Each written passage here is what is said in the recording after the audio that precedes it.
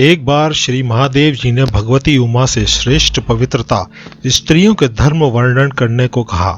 उस समय गंगा जी आदि पवित्र नदी रूपिणी देवियां भी उपस्थित थी। तब उमा ने कहा, मैं जिस स्त्री धर्म को जानती हूँ सो सुनाती हूँ, आप सावधान होकर सुनिए। विवाह में कन्याओं के घर वाले उसे स्त्री धर्म का उपदेश पहले से ही देते हैं और स्त्री अग्नि की साक्षी देकर पति की सह धर्मचारिणी बन जाती है। स्त्री को सुंदर स्वभाव वाली, विनय युक्त, मधुर हितकर वचन बोलने वाली, सुंदर दर्शन वाली, पति में अनन्य चित्त वाली, प्रसन्न मुखी और पति के साथ उसके धर्म का आचरण करने वाली होनी चाहिए। जो साध्वी स्त्री अपने पति को सदा देवता के समान देखती है वह धर्म परायण होती है और उसे धर्म का भाग मिलता है।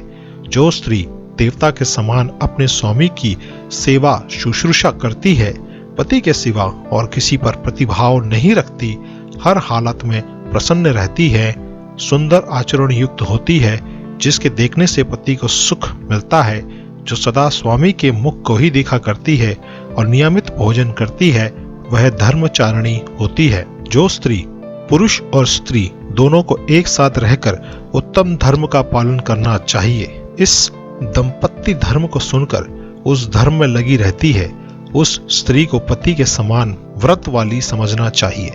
पति को सदा ईश्वर के समान देखने वाली स्त्री को सहधर्मिणी समझना चाहिए। जो स्त्री अपने स्वामी की देवता के समान सेवा करती है वह बिना ही वशीकरण के अपने पति को वश में कर लेती है। ऐसी प्रसन्न मन वाली, सुंदर प्रतिव्रता वाली, सुख दर्शना, पति में अनन्य चित्त वाली, हंसमुखी स्त्री को धर्मचारिणी समझना चाहिए। पति के कठोर वचन कहने या कड़ी दृष्टि से देखने पर भी जो स्त्री खूब प्रसन्न मुख रहती है वही पतिव्रता है। जो स्त्री अपने पति के सिवा पुल्लिंग वाचक चंद्रमा, सूर्य और वृक्ष को भी नहीं देखना चाहती, उसी सुंदरी स्त्री को धर्मचारिणी समझना चाहिए। जो स्त्री अपने धनहीन, रोगी, दीन, रास्ते में थके हुए स्वामी की पुत्र के समान स्नेह के साथ सेवा करती है वही धर्मचारिणी है। जो स्त्री संयम से रहती है, चतुर है, पति से ही पुत्रोत्पन्न करती है, पति को प्यार करती है और अपने पति को प्राणों के समान समझती है, वह स्त्री धर्मचारिणी है।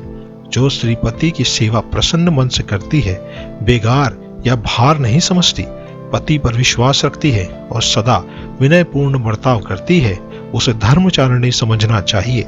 जिस स्त्री को पति के लिए जैसी चाह होती है वैसी चाह किसी भी विषय, भोग, ऐश्वर्य और सुख के लिए नहीं होती, वह स्त्री धर्मचारिणी है। जो स्त्री प्रातःकाल उठने में प्रीति रखती है, घर के काम में दत्तचित्त होती है, घर को सदा साफ और गृहस्थी को व्यवस्थित रखती है, पति के साथ सदा यज्ञ करती है, पुष्पादि से देवता की पूजा करती है, पति के साथ देवता, अतिथि, नौकर और अवश्य पालनीय सास ससुर आदि को भोजनादि से भली भांति तृप्त करके शेष बचे हुए अन्न का भोजन करती है, वह धर्मचारिणी है। जो गुणवती स्त्री अपने सास ससुर के चरणों की सदा सेवा करती है, नहर में माता पिता को सुख पहुंचाती है, वह तपोधना कही जाती है। जो ब्राह्मण दुर्बल, दीन, अनाथ, अंध और अपाहिजों को अन्न आदि देकर उनका भरण पोषण करती है, वह स्त्री पतिव्रता धर्मावली है।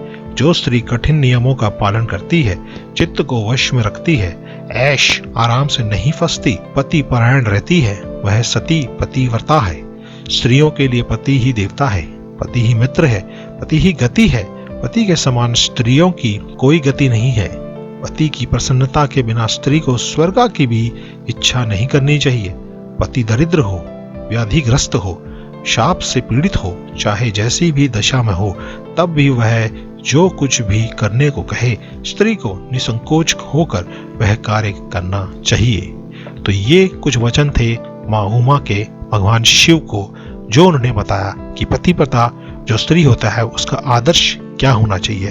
हो सकता है कि इनमें से आज के परिवेश में ना मेल खाता हो, लेकिन बहुत सी ऐसी बातें हैं जो आज भी मेल खाती है।